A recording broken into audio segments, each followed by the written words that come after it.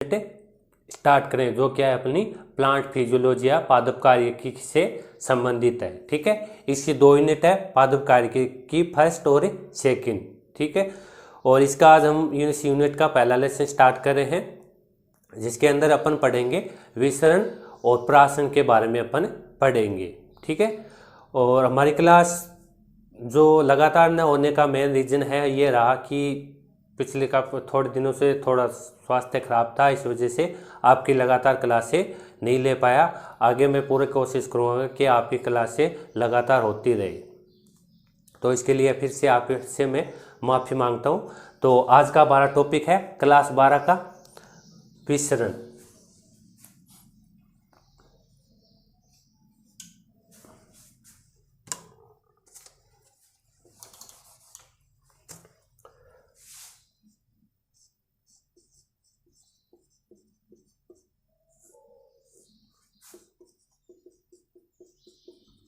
इसे अपन डिफ्यूजन भी बोलते हैं इंग्लिश में। ठीक है, विसरण या डिफ्यूजन सबसे पहले होता क्या है इसके बारे में अपन देखते हैं।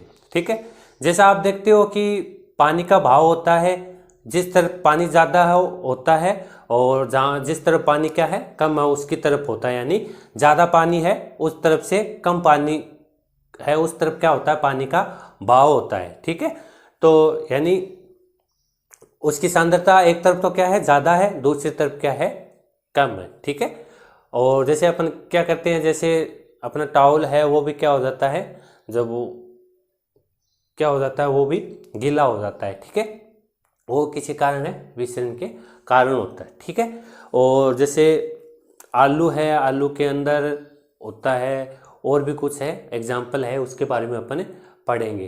ठीक है, अब विसरण की सबसे पहले अपन डेफिनेशन को देखें।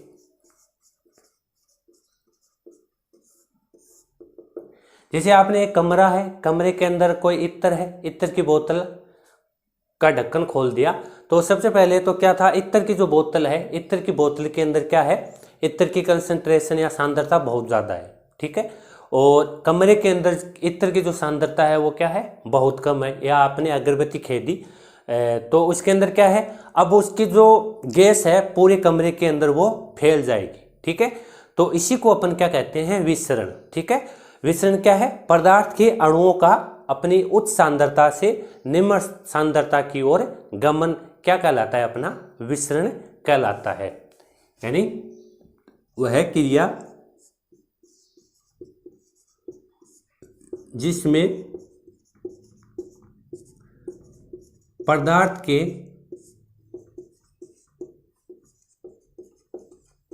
अणुओं का अपनी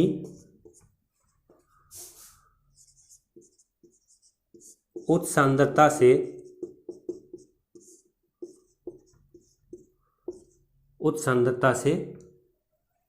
निम्न सांद्रता की ओर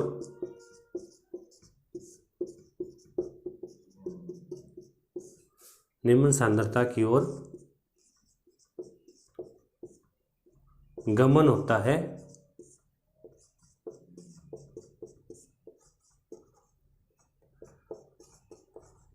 विसरण या डिफ्यूजन कहलाता है।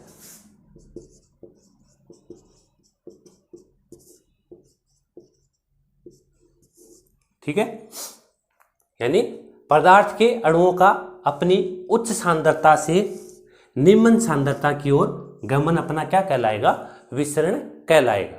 ठीक है, इसको रिप्रेजेंट किससे करेंगे, डी से। ठीक है, अब ये तो होगी इसकी डेफिनेशन।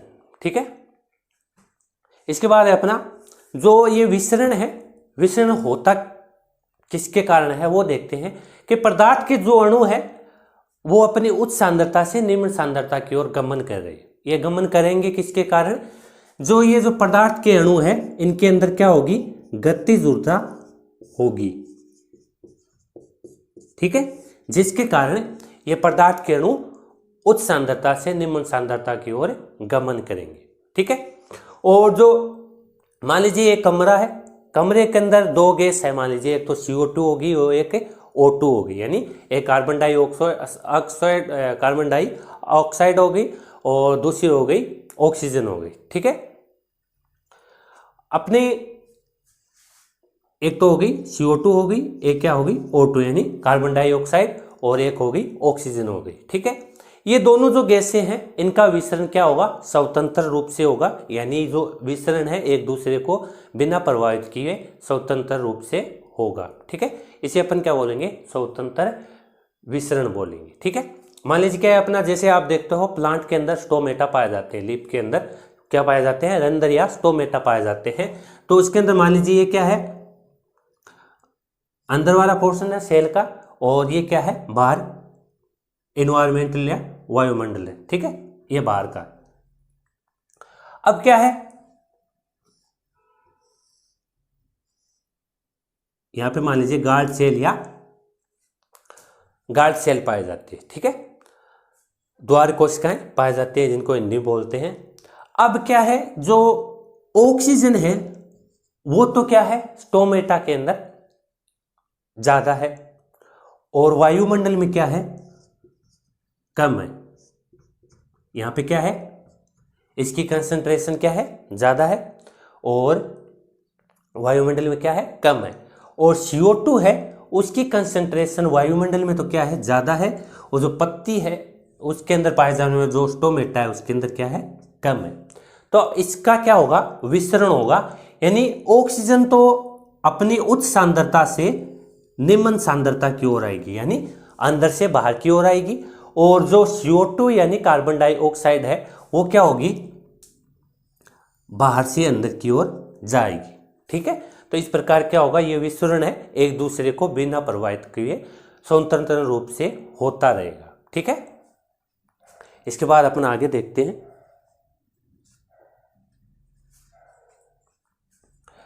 ये साथ साथ लिख ले, पार्शियल जो प्रेशर है इसके अंदर क्या होगा, एक सिस्टम है, सिस्टम के अंदर क्या है बहुत सारे पदार्थों का क्या है, पदार्थों के अणुओं का क्या हो रहा है, विसरण हो रहा है। ठीक है, जो पदार्थ के अणु है उसका जो विसरण दाब है उसको अपन क्या बोलेंगे, आंशिक दाब बोलेंगे। ठीक है, तो ये हो गया अपना आंशिक दाब या पार्शियल प्रेशर। ठीक है, छोटी सी क्या है डेफिनेशन है, आप इसको नोट कर लेना। ठीक, इसके बाद अपना है डिफ्यूजन प्रेशर या विसरण दाब। ये क्या होता है इसके बारे में अपन देखते हैं।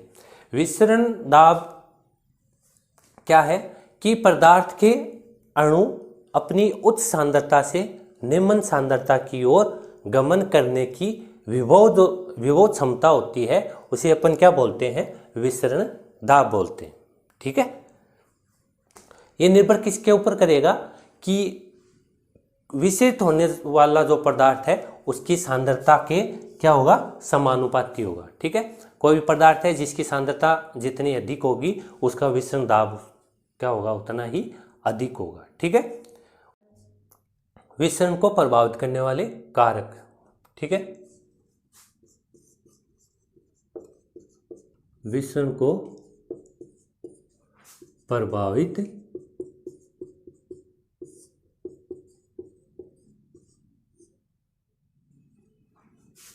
करने वाले कारक। ठीक है, सबसे पहला तो होगा अपना तापमान। ठीक है, तापमान क्या होगा, विसरण के समानुपाती होगा।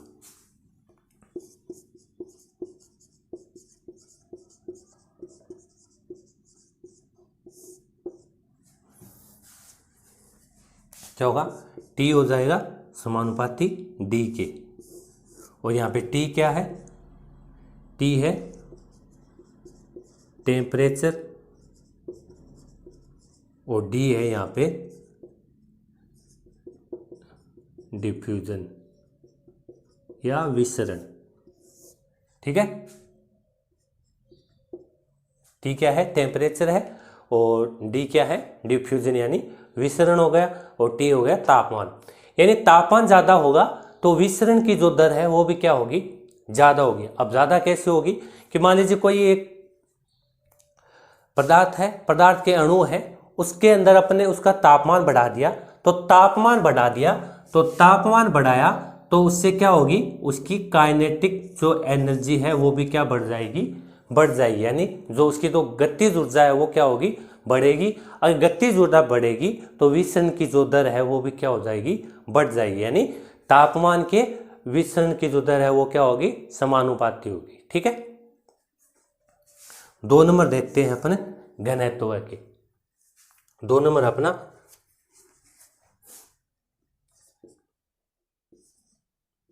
घनत्व के क्या होगा, व्युत्क्रमानुपाती होगा। ठीक है, कि जो विसरण की जो दर है क्या होगा, विसरण की दर व्युत्क्रमानुपाती 1 नहीं √1/√d। ठीक है।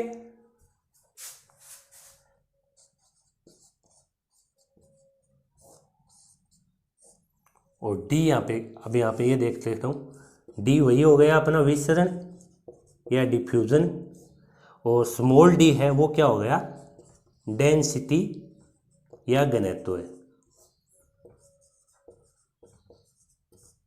इसमें इसके अंदर क्या होगा कि विसरण की जो दर है, जो विसरित होने वाला जो पदार्थ है उसकी डेंसिटी के वर्गमूल के व्युत्क्रमानुपाती होगा। ठीक है, उसकी डेंसिटी के वर्ग के व्युत्क्रमानुपाती होगा। ठीक है, इरिवर्सिबल होगा। तो मान लीजिए क्या है, कोई पदार्थ है, जितना क्या होगा उसका घनत्व ज्यादा होगा तो उसके विसरण की दर भी क्या होगी, उतनी ही कम होगी। तो विसरण की दर सबसे ज्यादा किसके अंदर होगी, सबसे ज्यादा होगी गैस के अंदर।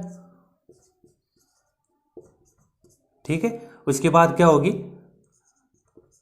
द्रव के अंदर, और इसके बाद क्या होगी, ठोस के अंदर। ये तो होता है सबसे ज्यादा गैस फैलेगी, उसके बाद द्रव है, और सबसे कम क्या होगा, ठोस। क्यों, इसका घनत्व क्या है, सबसे ज्यादा है। ठीक है, तो ये इसका क्या होगा, सीक्वेंस पाया जाए। ये क्या है, गैस, लिक्विड और सॉलिड। ठीक है। और तीसरा जो कारक है, 3 नंबर कारक है अपना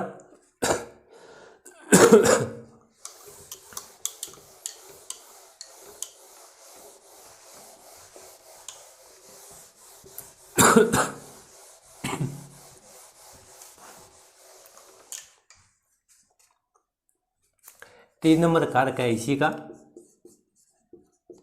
विसरण दाब प्रवणता। ठीक है, क्या हो जाएगा, डिफ्यूजन प्रेशर ग्रेडियंट। ठीक है, ये क्या होता है कि 2 बिंदु है, मान लीजिए एक बिंदु ये ले लिया अपने और एक बिंदु अपना बी ले लिया। ठीक है, यहां पे क्या है, कोई भी मान लीजिए गैस है, गैस हमने मान लीजिए O2 ले ली, तो इसकी कंसंट्रेशन क्या है, ज़्यादा, और इसकी क्या है, कम है। इन दोनों बिंदुओं के मध्य जो अंतर पाया जाता है, ठीक है, अंतर पाया जाता है, उसी को अपन क्या कहते हैं, प्रवणता। प्रवणता का मतलब ही क्या है, अंतर। 2 बिंदुओं के मध्य अंतर पाया जाता है, उसी को अपन क्या बोलते हैं, प्रवणता बोलते हैं। ठीक है, अगर विसरण दाब में अंतर पाया जा रहा है तो उसको क्या बोलेंगे, विसरण दाब प्रवणता कहेंगे। ये ग्रेडियंट या प्रवणता जितना अधिक होगा, विसरण दाब वो भी क्या होगा, उतना ही अधिक होगा। ठीक है, वही बात है कि एक अपन बनाते हैं कि ये कोई एक स्लोप बना लिया, एक बिंदु ये हो गया, एक बिंदु ये हो गया। ठीक है, ये ढलान जितनी ज़्यादा होगी उतना ही पानी का बहाव क्या होगा, ज़्यादा होगा। ठीक है, यही बात इसके अंदर है कि इसके अंदर जो ये 2 बिंदु है, इनके अंदर जो ग्रेडियंट का अंतर जितना ज़्यादा होगा उतना ही क्या होगा, विसरण दाब प्रवणता क्या होगी, उतना इसके अंदर क्या होगा, विसरण अधिक होगा पदार्थ का। ठीक है, पदार्थ के अणुओं का। ठीक है, तो जो ग्रेडियंट है वो भी क्या करेगा, अपना विसरण को प्रभावित करेगा। ठीक है।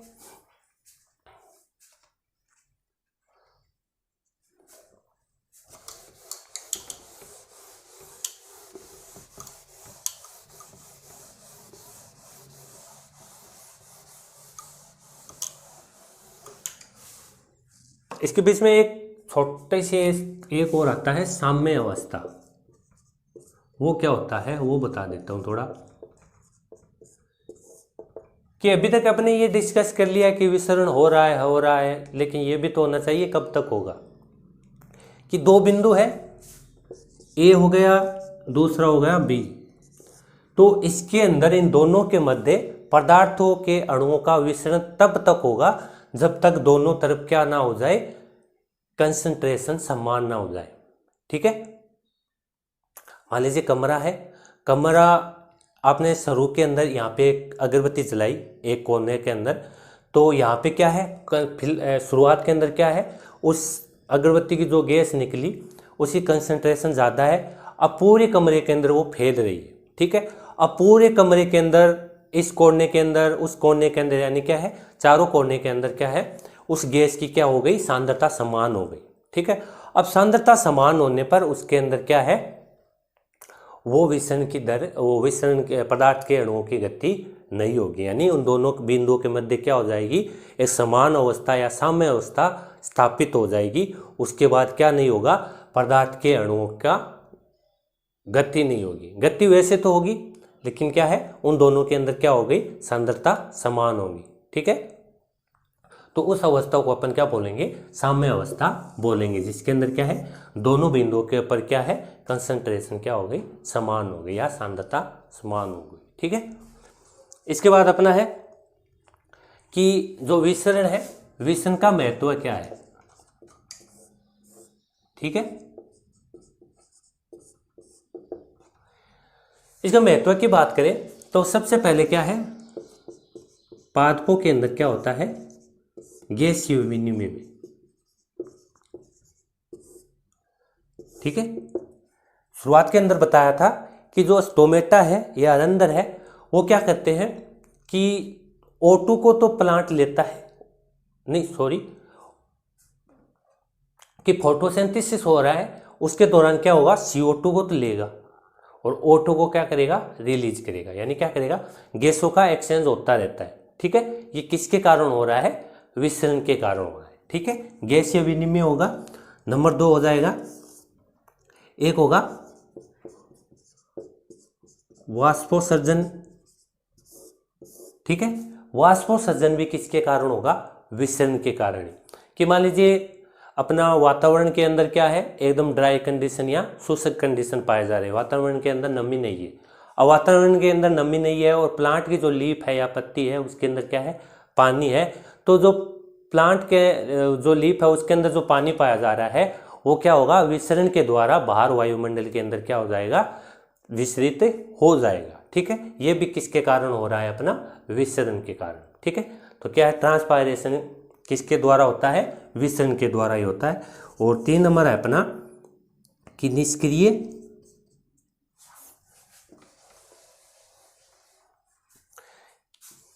की जड़ों द्वारा, निष्क्रिय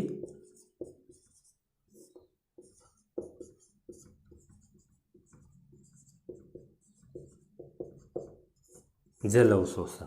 ठीक है। कि पादपों की जो जड़ें हैं वो भूमि से जो जल का अवशोषण करती है, वो निष्क्रिय जल अवशोषण, इस विधि के अंदर क्या होगा, विसरण के कारण ही क्या होगा, ये अवशोषण होगा। तो ये क्या हो गए, इसके विसरण है, विसरण के कुछ इंपॉर्टेंस हो गए। तो ये विसरण हमारा ये टॉपिक है। पूरा हमारा टॉपिक है परमेबिलिटी या पारगम्यता। ठीक है। कि मान लीजिए कोई एक पदार्थ है, वो किसी वस्तु में से क्या हो जाता है, आर पार हो सकता है, तो उस पदार्थ के लिए है वह वस्तु क्या होगी, पारगम्य या परमेबल होगी। ठीक है। और इस गुण को अपन क्या बोलेंगे, परमेबिलिटी बोलेंगे। ठीक है। तो अपने लिविंग सिस्टम की बात करें तो जैसे सेल है, सेल के अंदर क्या है सेल की जो सेल वॉल है उसमें से क्या होता है, पदार्थ आ जा भी सकता है, आ भी सकता है और जा भी सकता है। ठीक है, तो वो सेल क्या है, उस पदार्थ के लिए क्या है, पारगम्य या परमिएबल है। ठीक है, और इस गुण को अपन क्या बोलेंगे, परमिएबिलिटी या पारगम्यता बोलेंगे। ठीक है, आया समझ। तो इसके आधार पर क्या है, सेल 4 प्रकार की होगी। ठीक है, एक क्या होगी, सबसे पहले क्या होगी, परमिएबल, एक होगी इम्परमिएबल,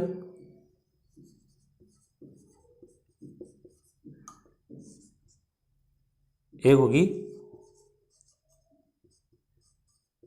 सेमी परमिएबल और एक होगी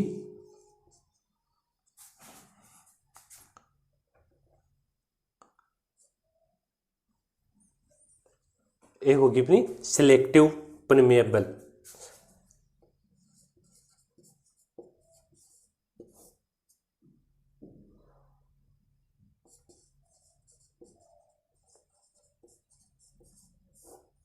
ठीक है, एक हो जाएगी अपनी सिलेक्टिव परमिएबल और एक हो जाएगी अपनी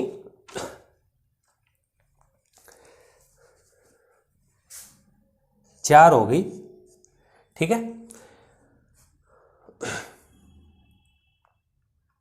चार हो गई। पहले क्या है अपनी, क्या है, परमिएबल, इसको अपन क्या बोलेंगे, पारगम्य। ये क्या हो गई, अपारगम्य, और ये क्या हो गई अपनी अर्धपारगम्य, और इसको अपन बोलेंगे चयनात्मक पारगम्य।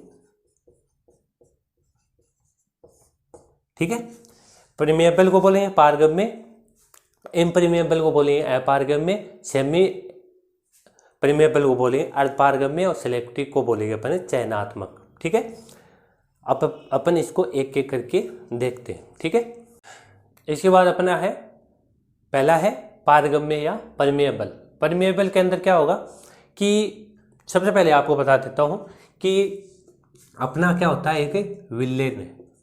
ठीक है, इसके अंदर क्या होंगे, इसके दो भाग होंगे, एक तो क्या होगा, विलेय होगा और एक क्या होगा, विलायक।